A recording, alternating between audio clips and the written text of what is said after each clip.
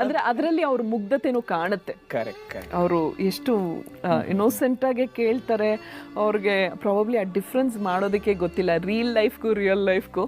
ನಾವು ಅವ್ರ ಥರನೇ ಸಾಮಾನ್ಯರು ಅಲ್ವಾ? ಹೌದು ಹೌದು ಹೌದು. ಅಂದರೆ ನಾನು ಯಾವಾಗಲೂ ಇದು ಹೇಳಕ್ಕೆ ಇಷ್ಟಪಡ್ತೀನಿ. ಐ ಥಿಂಕ್ ನಮ್ಮ ಕಲಾವಿದರದ್ದು ಒಂದೇ ಪ್ರೊಫೆಷನ್ ಅನ್ಸುತ್ತೆ, ನಾವು ನಮ್ಮ ಜೀವನಕ್ಕೋಸ್ಕರನೇ ನಟನೆ ಮಾಡೋದಲ್ವಾ. ಎಲ್ಲರೂ finally at the end of the day ನಮ್ಮ ಲೈಫು ನಡಿಬೇಕು, ಅದಕ್ಕೋಸ್ಕರನೇ ನಾವು ಕೆಲಸ ಮಾಡೋದು.